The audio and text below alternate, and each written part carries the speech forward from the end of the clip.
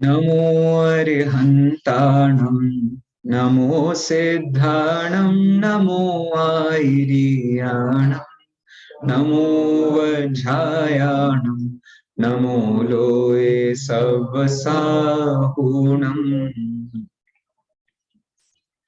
मोक्षमार्गस्य नेतारं भेतारं कर्मभूभृतां ज्ञातारं विश्वतत्त्वानां वन्दे तद्गुणलब्धये। आज हम जिस विषय पर चर्चा कर रहे हैं उसका नाम है उपयोग।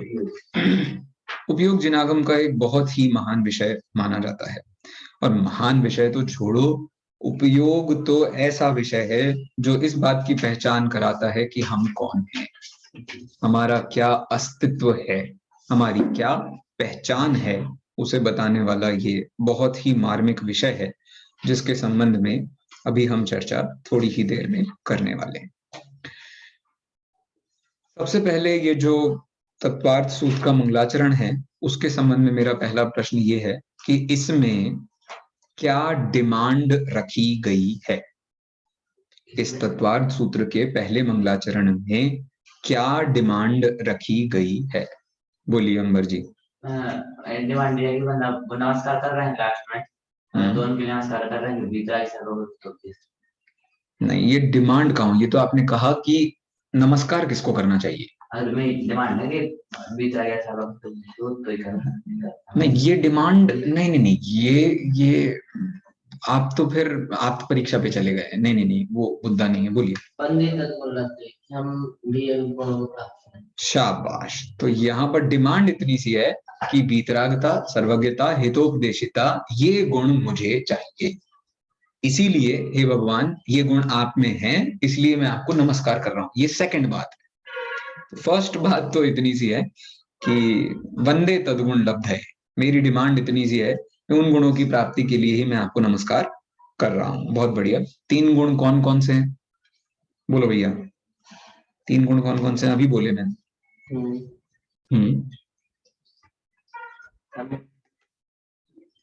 नहीं, वो 3 नहीं।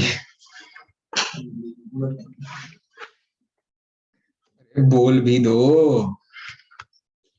अभी तो बोले हमने यार।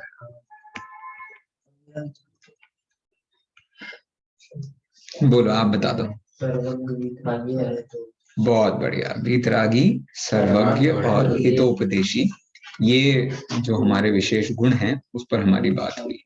ठीक है, चलिए अब बताओ, इस पाठ में तत्वार्थ सूत्र के आधार से लिखा गया पाठ है, तो तत्वार्थ सूत्र ग्रंथ के रचयिता का नाम क्या है? बोलो भैया, ऑनलाइन कोई बोलेगा?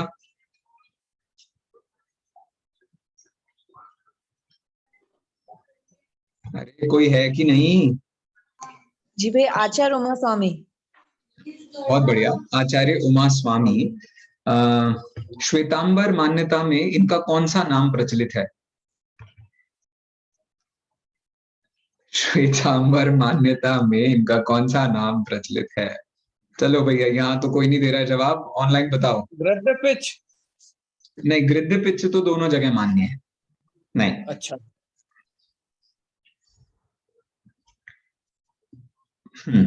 मेरे ख्याल से कोई नहीं बता रहा है। इसका उत्तर है उमा स्वाति। उमा स्वाति शब्द का वो प्रयोग करते हैं उमा स्वामी की जगह। तो बस इतना सा अंतर है। अच्छा, तत्वार्थ सूत्र में टोटल नंबर ऑफ सूत्र कितने हैं? हाथ उठा के प्लीज। हाँ,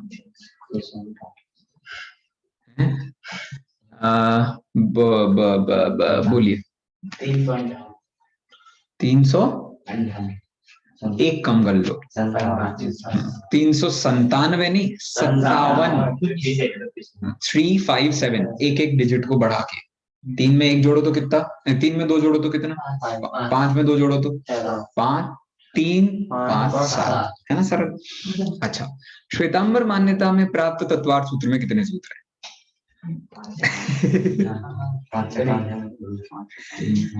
नहीं तो तुम ये भी कह सकते हो भाई साहब, अपन तो दिगंबर है ना, अपने को क्या जरूरत जानने की।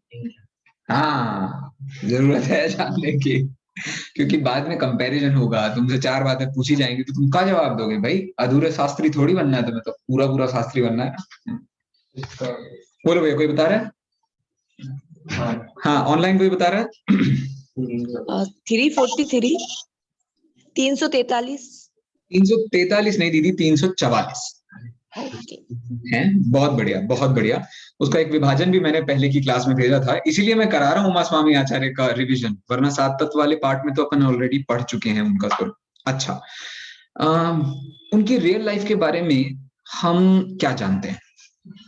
उमा स्वामी आचार्य की रियल लाइफ के बारे में हम क्या जानते हैं? बोलो। कुछ नहीं। शाबाश, बहुत बड़ी बात है। नहीं तो आदमी यही सोचने लगा कुछ तो पता है, कुछ तो पता है। तेरा भरोसा होना चाहिए कि कुछ पता ही नहीं है उनके जीवन के बारे में, हमको कोई भी जानकारी नहीं है। हाँ, अब इसमें भी हमें बहुत भरोसा नहीं है, क्योंकि इसके साथ में बहुत सारे मतभेद जिनवाणी में पाए जाते हैं, बट फिर भी ये बात सही है। उनकी पर्सनल लाइफ के बारे में हम इतना ही जानते हैं कि वे उमा स्वामी कुंदकुंदाचार्य के पट्ट शिष्य थे। पट्ट शब्द का मतलब क्या होता है? बता दोगे? बताओ बताओ। नहीं, मतलब वो एक भावात्मक अर्थ है, मैं ओरिजिनल मीनिंग जानना चाह रहा हूँ। बोलिए। पढ़ने वाली। नहीं, बोलिए। मुख्य, खास। नहीं नहीं, अच्छा हाँ।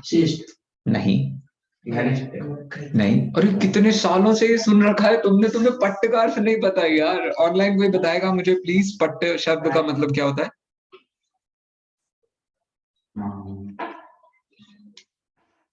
अरे फिर गायब हो गए आप लोग, गायब हो गए, मैं गायब हो जाता हूँ। हाँ बोलिए निकिता दीदी, बोलिए पट्ट का मतलब क्या होता है? भैया उत्तराधिकारी। एक अपेक्षा से उत्तराधिकारी कह सकते हैं, लेकिन एग्जैक्टली उनके उत्तराधिकारी नहीं थे। उनके बाद में एक आचार्य हुए, उनके बाद एक आचार्य हुए, उनके बाद में उमा स्वामी हुए, मतलब चौथे नंबर पर उमा स्वामी आचार्य हुए हैं। पट्ट का मतलब होता है संघ परंपरा। क्या बोला? संघ परंपरा। तो जिस संघ में आचार्य कुंद हुए थे, उसी संघ की परंपरा में होने वाले आचार्य उमा स्वामी थे। इसको कहते हैं पट्ट। लिख लो कहीं तो याद रहेगा। नहीं, मतलब इसके संबंध में हमारे को कोई प्रामाणिक जानकारी नहीं है कि उन्होंने उनको देखा। और ये बात तो लेकिन पता ही है कि कुंदाचार्य के बाद में एक आचार्य हुए, उसके बाद एक आचार्य हुए, उसके बाद एक जो आचार्य हुए हैं वो उमा स्वामी आचार्य, मतलब चौथे नंबर पे। ठीक है, तो हाँ, पट्ट का मतलब होता है संघ परंपरा। तो पट्ट शिष्य मतलब संघ परंपरा के शिष्य थे, ऐसा हम कह सकते हैं। ठीक है, कौन से संघ के थे ये लोग? 4 संघों के नाम बताए थे ना मैंने एक दिन कक्षा में। बताइए कौन से संघ के आचार्य थे उमा स्वामी? मुनि संघ। मुनि संघ के तो सभी होते हैं। देखो हमारे साथ शायद प्रज्ञा दीदी भी जुड़ी हैं, अगर वो उत्तर देना चाहें तो। नंदी संघ के। Thank you very much. Nandi संघ के वे आचार्य माने जाते हैं। 4 संघ हैं, नंदी, सोम, सेन, सूर्य। नंदी संघ, सेन संघ, सूर्य संघ, चंद्र संघ। ज्यादा हो गए, ये मैंने कल ही तो कहा था, ज्यादा हो गए, आज बहुत ज्यादा हो गए। लेकिन आज इन नामों से प्रचलित नहीं है। आज नाम 20पंथी, 13पंथी ऐसे नामों से ज्यादा प्रचलित हो गए। ठीक है, चलिए। तो सोम संघ के लोग आए नहीं थे, जिसके लिए अरहत बलि आचार्य ने पूछा था कि भैया वो लोग कहाँ हैं? ये लोग आए नहीं, सोम संघ वाले आए नहीं। चलिए, हाँ, इनकी एक बहुत बड़ी विशेषता मानी जाती है। अच्छा नहीं, इनकी महिमा में एक छंद बहुत प्रचलित है, किसी को छंद याद हो तो सुनाइए। उमा स्वामी आचार्य की महिमा बताने के लिए एक छंद बहुत प्रचलित है।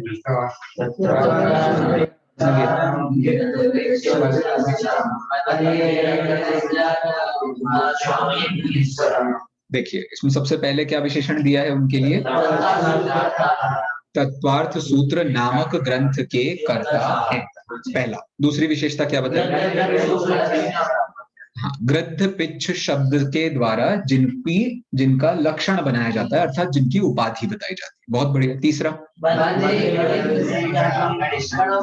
वंदे तो जाने दो, वंदे शब्द कैसे बना? वंदे शब्द की व्याख्या करो संस्कृत के आधार से। वंदे शब्द कैसे बना? अरे शब्द रूप धातु रूप पढ़े नहीं पढ़े?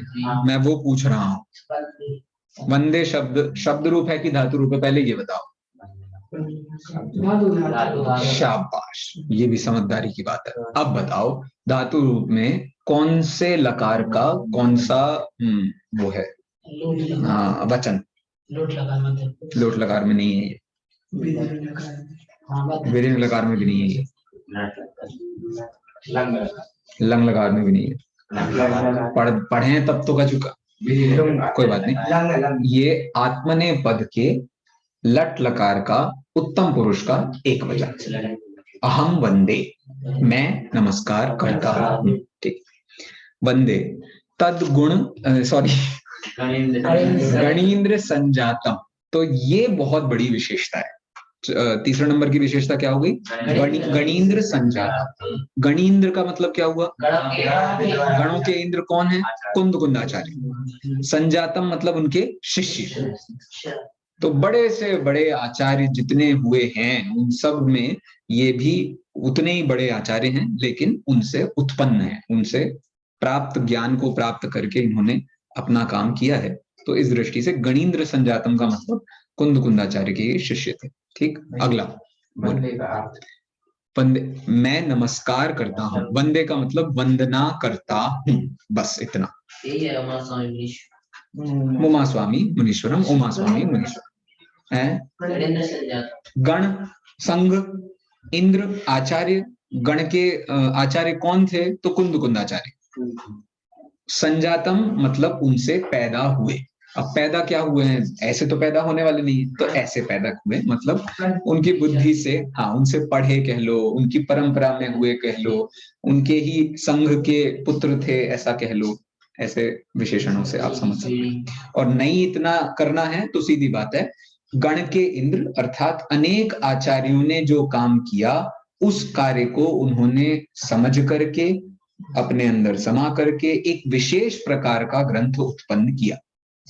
ऐसा भी आप अर्थ कर सकते हैं, कोई दिक्कत नहीं है, क्योंकि इससे आचार्य उमा स्वामी से पहले जितने भी लेखक हुए हैं उन सब ने किसी ना किसी एक पूर्व पर कार्य किया है। पूर्व, अरे 14 पूर्वों में से किसी एक पूर्व पर ही काम किया है। लेकिन उमा स्वामी आचार्य ने 3-4 पूर्वों को मिलाकर के अपना विषय प्रस्तुत किया है। जैसे इसमें अंगों को मिला करके, तो इसमें आचारांग का विषय भी मिलेगा आपको, इसमें सूत्रकृतांग का विषय भी मिलेगा, इसमें दृष्टिवादांग का भी विषय मिलेगा। तो आपको बहुत सारे विषय इसमें पढ़ने को मिलेंगे। ऐसा ग्रंथ इससे पहले नहीं लिखा गया था। ठीक है, अब जैसे कुंद कुंदाचार्य ने लिखा तो अब समय सार पर लिखा, तो समय सार पर ही बात हो गई। तो समय पाहुड़ क्या है? तो अपना एक दिन मैंने बताया था 14 पूर्वों में जो ज्ञान प्रवाद नाम का 5वां पूर्व है, उसके 12वें वस्तु अधिकार के अंतर्गत एक प्राभृत है जिसका नाम है समय प्राभृत। तो इतने से एक विषय पर उन्होंने पूरा ग्रंथ लिख दिया। लेकिन बाकी लोगों ने और भी बहुत सारे विषयों को जोड़ करके उमा स्वामी आचार्य ने लिखा है।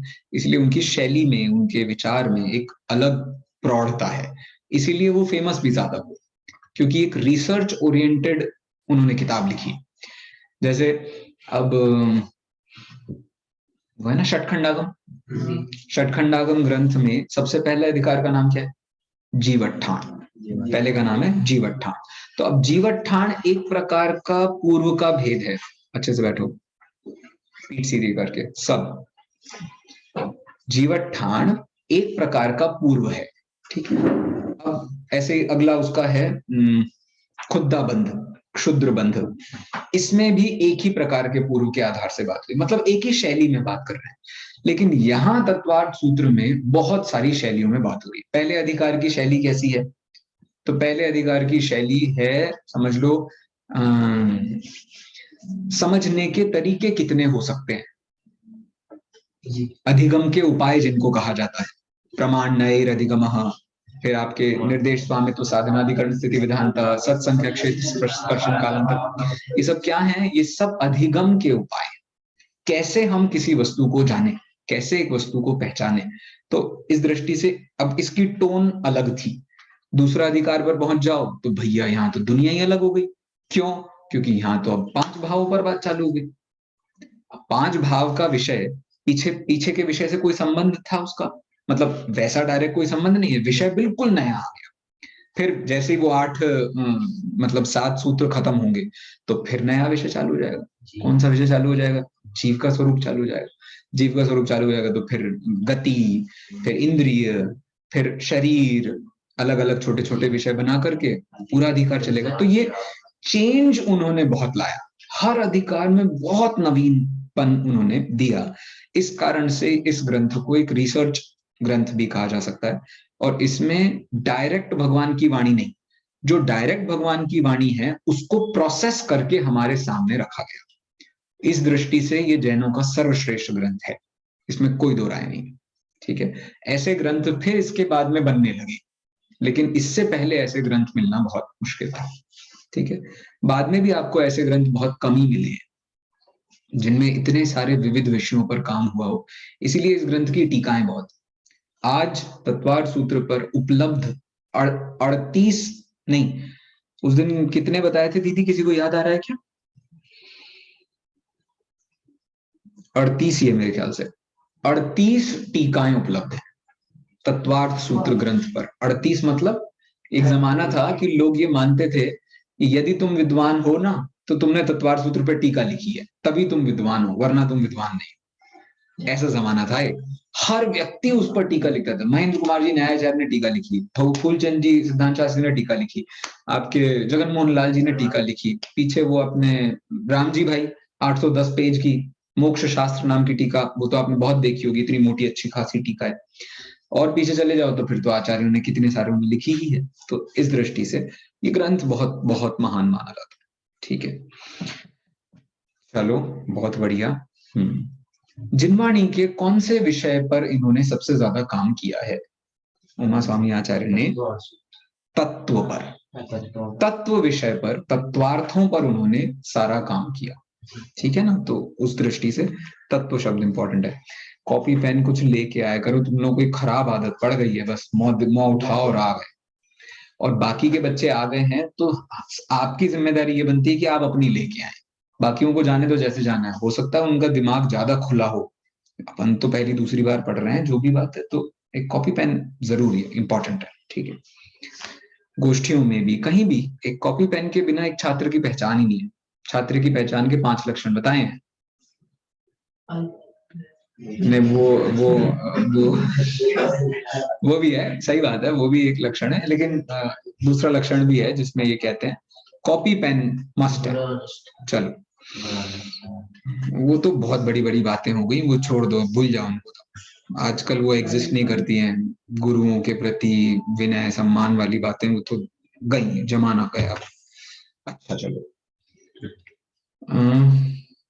हाँ, तत्वार्थ सूत्र के संबंध में एक ऐसी पंक्ति बताओ जो सबसे ज्यादा फेमस है।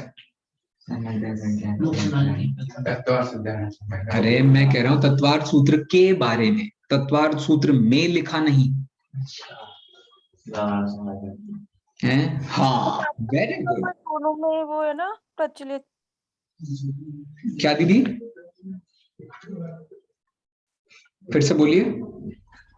श्वेतांबर और दिगंबर दोनों आमनाओं में प्रचलित। बहुत बढ़िया, ये एक बहुत अच्छी विशेषता है। दिगंबर और श्वेतांबर दोनों ही मान्यताओं में सबसे पुराना जो ग्रंथ है जो दोनों मानते हैं वो तत्वार्थ सूत्र। बहुत बढ़िया, बहुत बढ़िया। एक विशेषता, एक हमारे भैया ने बताई विशेषता कि वो गागर में सागर जैसा कहा, मतलब बहुत।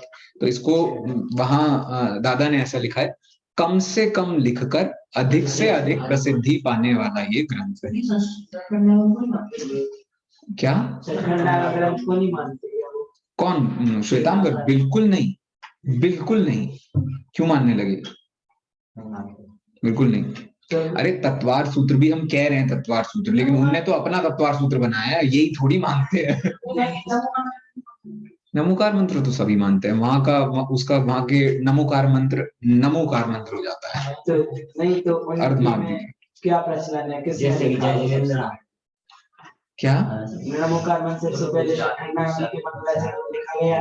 नहीं, उनके ऐसी मान्यता नहीं, उनके यहाँ पर एक ग्रंथ है आवश्यक निरुक्ति आवश्यक नाम का एक ग्रंथ है, उसके मंगलाचरण में ही लिखा है, ऐसा वो मानते हैं। देखो तीन चीजें है ना जो दोनों लोग मानते हैं, श्वेतांबर भी मानते हैं। नहीं, बहुत सारी चीजें हैं, अभी नहीं, बाद में। अभी मेरे को तो पढ़ा लेने दो विषय थोड़ा सा। चलो, 3 विशेषताएं हो गई, चौथी विशेषता बताओ तत्वार सूत्र के संबंध में। संस्कृत भाषा तो सर्वप्रथम ग्रंथ है। संस्कृत भाषा का सर्वप्रथम ग्रंथ है जैनियों का। ठीक है, चौथी विशेषता। 5वीं विशेषता बोलो। हाँ, बहुत बढ़िया। आज देश में चल रहे सारे परीक्षा बोर्डों में ये विषय पढ़ाया ही जाता है, रखा ही जाता है। बहुत बढ़िया, 5 हो गई। छठी बोलो। अब ये तो वो गागर में सागर हिंदी में सभी ग्रंथों में इसका प्रमाण है। नहीं, अब वो ज्यादा हो गया, मतलब जरूरी नहीं है, दिया जाता तो बोल दिया ना हमने, वो प्रामाणिकता को प्राप्त है, इसमें कोई दो राय नहीं है, कह दिया अपन ने एक बार। और कुछ कह रहे हैं कोई? इसके स्थान पर बात करो, पूरा एक पैराग्राफ लिखा है दादा ने। जो महत्व वेदितों में गीता था, ईसाइयों में बाइबल का, मुसलमानों में कुरान का है, वही महत्व जैन परंपरा में आचार्य दत्तपिच उमा स्वामी थे तत्पर सूत्र प्राप्त है। जो स्थान वैदिकों में गीता का, मुसलमानों में कुरान का, ईसाइयों में बाइबल का, वही स्थान। अच्छा चलो और कर लेते हैं। सिखों में गुरु ग्रंथ साहिब। गुरु ग्रंथ साहिब, हाँ, बहुत बढ़िया। अच्छा, नहीं, गांधीवादियों में, गांधीवादी कौन से ग्रंथ को सबसे श्रेष्ठ मानते हैं अपना? सत्य के साथ प्रयोग, ये उनके लिए बाइबल है। हर समय वो जिंदगी में हर दूसरी चीज को चेक करने के लिए वो किताब पलटते हैं। गांधी जी ने किताब लिखी है मेरे सत्य के साथ प्रयोग, ऐसी किताब है। यही है ना भैया? हाँ, my experiments with truth. Yes, my experiments with truth. अच्छा, अब बताओ मुझे, हाँ, जैन संविधान में वो स्थान किसको दिया गया है? जैन संविधान में नहीं, सॉरी, भारतीय संविधान में वो स्थान किसको दिया गया है? कौन से ग्रंथ? अरे विशेष ग्रंथों की बात चल रही है ना। कॉन्स्टिट्यूशन, वही है वो। संविधान ही नाम है उस किताब का। संविधान में कितने 35 सेक्शंस हैं और उसमें कितने सब सेक्शंस हैं, अब देखो मैं भूल गया, जान। अच्छा, और कौन कौन से मत हैं दुनिया में? कोई और मत याद आ रहे हैं? हो गए हिंदू, मुस्लिम, सिख, ईसाई। बौद्धों में बताओ कौन सा ग्रंथ है? मान जाऊंगा जिसने बता दिया। कहाँ गए? ऊपर से लाके दूंगा, बोलो। बौद्धों में वो कौन सा ग्रंथ है? बौद्ध किस ग्रंथ को मानते हैं?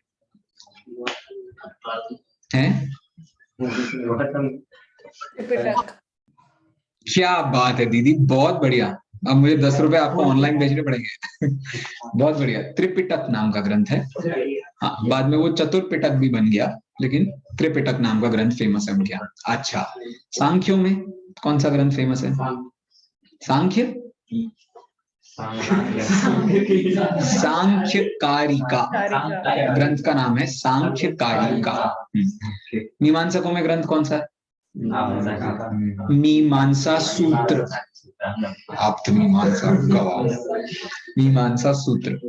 चलो, और भी बताना है ऐसे, मतलब आपको पता होना चाहिए। देखो, ये साधारण बहुत ही लौकिक जानकारियां हैं, ये जानकारियां हमको कम से कम होनी चाहिए। ठीक है, यही स्थान मतलब जैनों में तत्वार्थ सूत्र को दिया गया। मतलब हम कुछ भी हो, तत्वार्थ सूत्र क्या कह रहा है इस विषय में, कुछ भी हो, तत्वार्थ सूत्र इस विषय में क्या कह रहा है, हम उसमें खोजने जाते हैं। इस दृष्टि से तत्वार्थ सूत्र की कीमत बहुत अधिक है। ठीक है, चलिए। तत्वार्थ सूत्र में आचार्य देव ने अपना नाम कहाँ लिखा है?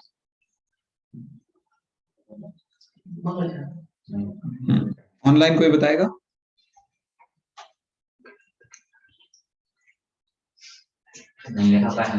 हिम्मत होनी चाहिए कहने की, नहीं लिखा है कहीं। कहीं नहीं लिखा सूत्रों में उन्होंने अपना नाम। ये खास बात है, ठीक है। तो ये समझ लो 4वीं-5वीं शताब्दी तक कोई अपना नाम नहीं लिखता था। कुंदकुंदाचार्य ने कभी अपना नाम किसी ग्रंथ में नहीं लिखा। अमृतचंद्राचार्य ने लिखा है, कुंदकुंदाचार्य ने नहीं लिखा है। बाद के आचार्य लेखकों ने ग्रंथ का नाम भी और लेखक का नाम भी लिखा, तो उससे हमको पता चल गया कि ये ग्रंथ इन्होंने लिखा है। और क्या है, और कौन है, वादीराज ने अपना नाम नहीं लिखा। वो क्या नाम, पूज्यपाद स्वामी ने अपना नाम नहीं लिखा। समंत भद्राचार्य ने अपना नाम नहीं लिखा। बहुत लोग हैं जिन्होंने अपना नाम नहीं लिखा। अकलंग देव ने कभी अपना नाम नहीं लिखा। हाँ बस हो जय हो। योगिनी देव ने लिखा है, गप्पे मरवा लो, पढ़ना लिखना कुछ नहीं। चलो ठीक है। तो इस दृष्टि से ये सब बातों पर गंभीरता से विचार करने की आवश्यकता। देखो ये सब बातें हम आसानी से कर रहे हैं, लेकिन इन सब बातों को करने के लिए सालों साल की मेहनत लगी है विद्वानों को। अब वो मेहनत को हम यदि गंभीरता से आज नहीं समझेंगे तो कल को हम क्या करेंगे? डैश मारेंगे क्या? लगा लेंगे। चलो हाँ, ये एक प्रमाण मुझे बहुत पसंद था। श्वेतांबर एक आचार्य हुए सिद्धसेन गणी, उन्होंने ये बात लिखी है जो कि बहुत बड़ी बात है। उन्होंने कहा कि ये जो तत्वार सूत्र है वो अरहंत भगवान के वचनों का एक देश अंश है। क्या लिखा है? तत्वार्थ सूत्र अरहंत भगवान के वचनों का एक देश। तो ये बहुत बड़ी बात कह दी उन्होंने, बहुत बड़ी बात कह दी है। चलो कितने अनुयोगों का वर्णन है इस तत्वार्थ सूत्र में? चलो कौन से शलाका पुरुष की कहानी है तत्वार्थ सूत्र में? प्रथमानुयोग छोड़ के बाकी के 3।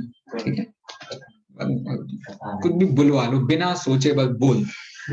चलो नहीं, एक दूसरे से नहीं, मुझसे बस। 5वें अध्याय में किसका वर्णन है? Very good, very good. अच्छा 8वें अध्याय में किसका वर्णन?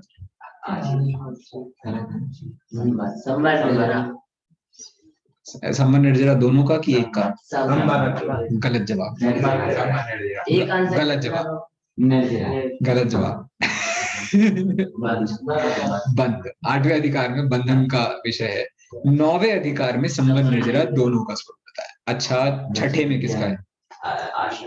आश्रव, श्रव नहीं, श्रव, क्योंकि दोनों में बहुत बड़ा झगड़ा हो जाता है। आश्रव का मतलब होता है जिसका हमें आश्रय लेना चाहिए, और आश्रव मतलब ऐसी चीज जो हमसे गलती के रूप में हो रही है। तो वो दोनों में बहुत बड़ा अंतर है। चलिए, तो इस दृष्टि से हमने साधारणतया जो परिचय है उसको बहुत अच्छे से देख लिया है। इसमें फिर और बहुत सारी बातें हैं, तो यदि आप में से कोई इंटरेस्ट रखेगा तो मैंने एक पीपीटी ने एक लेख लिखा था, आपको किसी को पढ़ने का मन हो तो वहां से उसकी विशेष जानकारी ली जा सकती है। चलिए, अब हम समय ज्यादा न लगाते हुए सीधे उपयोग के पास चलते हैं। उपयोग दुनिया का सबसे आसान विषय, उपयोग इस दुनिया का सबसे आसान विषय, लेकिन उससे ज्यादा इंपॉर्टेंट बात इसमें ये है, शब्द से ही चलते हैं, उपयोग। 2 शब्द हैं, उपयोग। कल आपको मुझे ये ढूंढ करके बताना है उपयोग, ये 2 शब्द में कौन सा समास जोड़ के उपयोग शब्द बनता है? उप पता है, बोलो कौन सा समास? हाँ, समास ढूंढ के लाना है आपको। उप और योग, ये दोनों शब्द कौन से समास से? अभी बोलोगे तो सोच लो, मैं अभी इवैल्यूएशन कर लूंगा, मुझे कोई दिक्कत नहीं है। क्या वैसे क्या कहा आपने? कैसे? समझदार लड़का है अभी। चलो तो उपयोग ये शब्द जो बना है अव्ययी भाव समास है। बहुत बढ़िया, क्योंकि उप एक अव्यय है, अव्यय है या उपसर्ग है। उपसर्गों को जब भी जोड़ा जाता है तो उससे अव्ययी भाव समास बन जाता है। चलिए, उप शब्द का क्या मतलब होता है और योग शब्द का क्या मतलब होता है? योग शब्द तो आपको पता है, अपन लोगों ने पढ़ा ही है, बचपन से पढ़ रहे हैं। योग का मतलब होता है जोड़ना, ठीक है। और उप मतलब, अरे वाह, आज तो बिल्कुल प्रतिभा निखर के आ रही है, बहुत बढ़िया। उप का मतलब होता है समीप, समीपस्थ को हम उप कहते हैं, निकटवर्ती, ये सब शब्दों का प्रयोग होता है। तो जो आत्मा के सबसे निकटवर्ती होता है उसे उपयोग कहते हैं। और यहाँ निकटवर्ती शब्द का मतलब है लक्षण। समझ आ गई बात? तो जीव के वो सूत्र है ना, उपयोगो लक्षण, कौन से अधिकार में है ये? दूसरे कौन से नंबर का है ये? आठवें नंबर का ये। बहुत बढ़िया, बहुत बढ़िया। क्या? योग का अर्थ वो होता है ना, आत्माओं के। हाँ, बहुत बढ़िया, बहुत बढ़िया। यही तत्वार सूत्र के 6ठे अध्याय का पहला ही सूत्र है, काय वांग मनः कर्म योगः स आश्रवः। तो वहां योग शब्द का मतलब है बुलाना। वहां योग शब्द का मतलब है बुलाना। किसको? मन वचन काय के कंपन के द्वारा कर्मों को बुलाना। तो वहां पर उसका नेगेटिव मीनिंग एक दिया हुआ है। यहाँ जो मीनिंग दे रहे हैं वो तो सिर्फ आत्मा के साथ जोड़ने के अर्थ में दे रहे हैं। अब मैं ऐसा क्यों कह रहा हूं? क्योंकि सिद्ध भगवानों को योग नहीं होता, लेकिन उपयोग है, इसलिए। ठीक है, चलिए। तो उपयोग के बारे में हमारी बात चल रही है। तो जीव के लक्षण, जीव का जो लक्षण है उपयोग उसको कहा जाता है। अब इसका मतलब क्या हुआ? इसका मतलब ये हुआ, जीव के साथ जो लगातार भाग रहा है उसको उपयोग कहते हैं। इस दृष्टि से उपयोग की एक परिभाषा बनाई गई जिसे कहते हैं चैतन्यानुविधायी परिणामः। क्या बोला? चैतन्यानुविधायी परिणामः। उपयोग।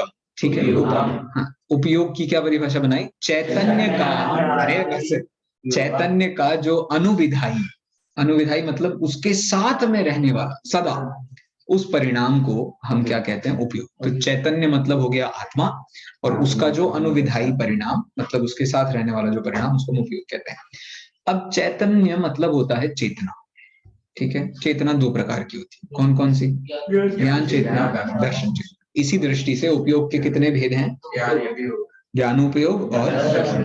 ठीक है, इसमें दर्शनोपयोग के भेद अलग किस्म से बताए हैं और ज्ञानोपयोग के भेद अलग किस्म से बताए हैं। वो अपन पाठ में जैसे जैसे आगे आएंगे अपन चर्चा कर लेंगे। अच्छा, उपयोग को यदि जीव का लक्षण कह रहे हैं तो मुझे एक ऐसी अवस्था बताओ आत्मा की जब उपयोग हो ही ना। ऐसी एक अवस्था मुझे बताओ आत्मा की जिस समय उपयोग ना हो। देखो, बढ़िया बढ़िया जवाब दिया भैया ने, सिद्ध अवस्था। कोई और जवाब है किसी का? क्या उम्र तुम्हारी?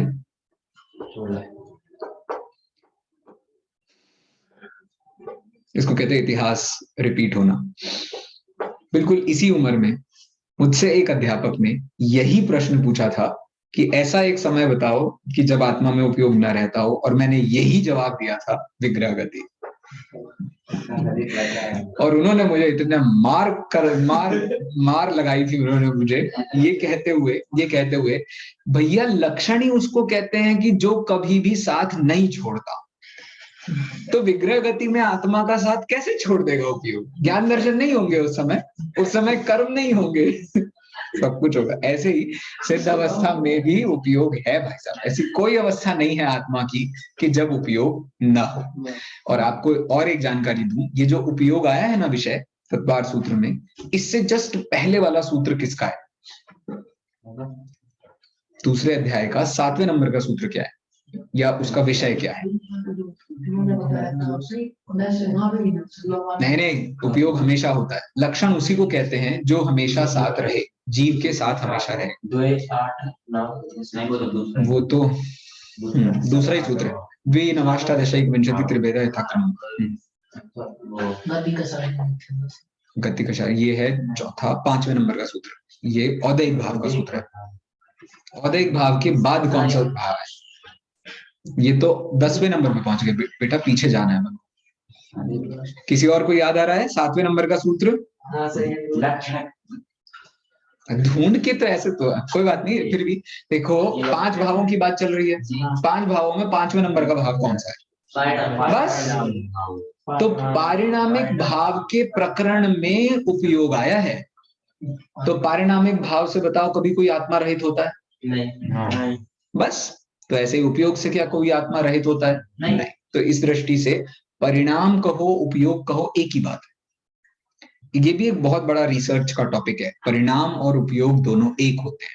क्यों कह रहा हूं मैं ये बात? क्योंकि उपयोग को इसी दृष्टि से व्याख्यायित किया गया है। परिणाम के 3 भेद होते हैं। कौन कौन से 3 भेद होते हैं? शुभोपयोग, अशुभोपयोग। किसके भेद हैं ये? परिणाम के।